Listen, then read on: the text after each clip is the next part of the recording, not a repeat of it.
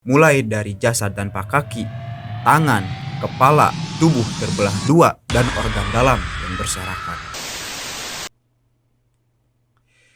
Yo, what's up bro, balik lagi bareng gua Yan. Gimana kabarnya bro? Sehat dan sukses terus lah ya pastinya.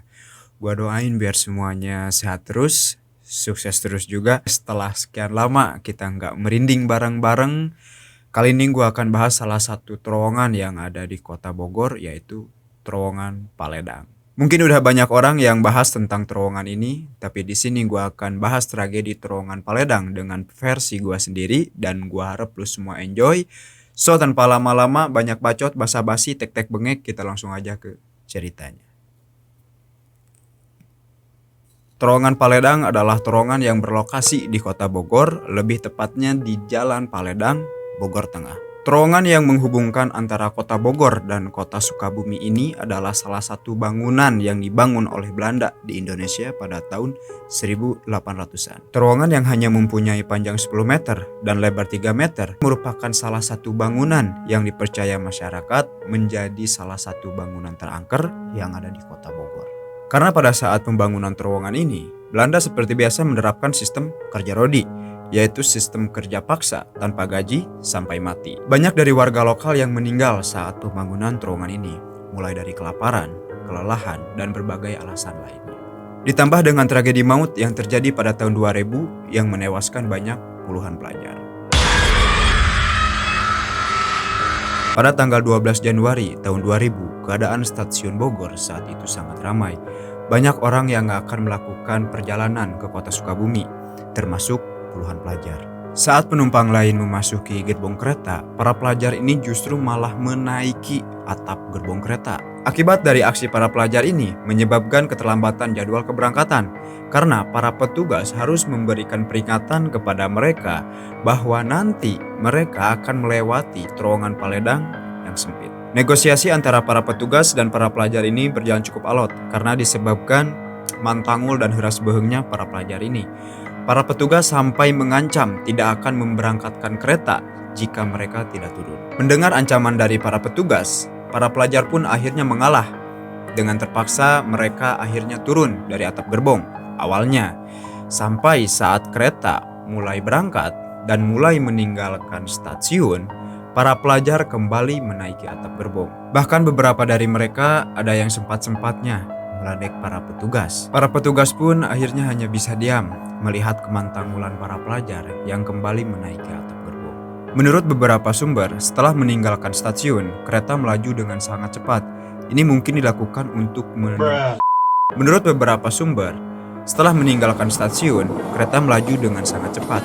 Ini mungkin dilakukan untuk mengejar keterlambatan keberangkatan akibat para pelajar yang menaiki atap gerbong. Karena kereta yang melaju sangat cepat dan posisi rel yang sedikit menikung, ditambah dengan para pelajar yang tidak menyadari akan adanya terowongan. Saat kereta memasuki terowongan Paledang, terdengar dentuman yang cukup keras sampai-sampai menarik banyak perhatian warga. Beberapa warga histeris karena melihat puluhan jasad yang sudah tidak utuh, mulai dari jasad tanpa kaki, tangan, kepala, tubuh terbelah dua, dan organ dalam yang berserakan.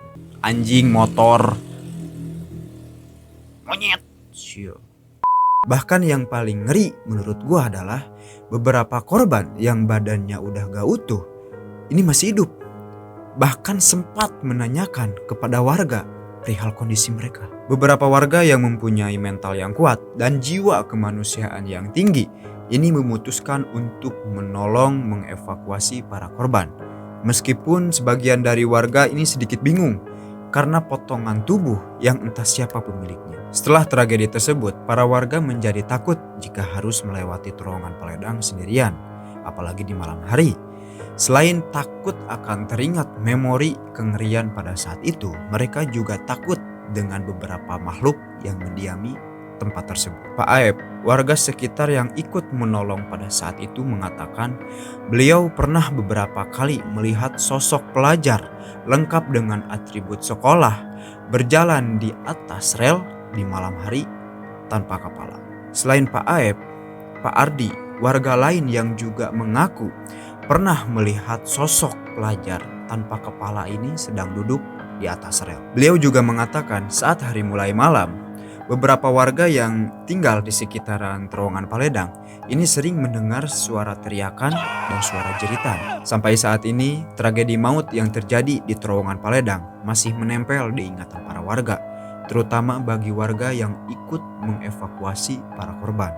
Mereka masih ingat betul seperti apa ngerinya melihat jasad para korban yang sudah tidak utuh, mengambil satu persatu potongan tubuh mereka dan organ dalam mereka yang tercecer. Oke, itulah cerita dari tragedi dan kengerian yang terjadi di terowongan Paledang. Sayangnya gua nggak bisa dapat banyak informasi dari terowongan Paledang ini, mungkin karena kurang populernya terowongan Paledang anjing.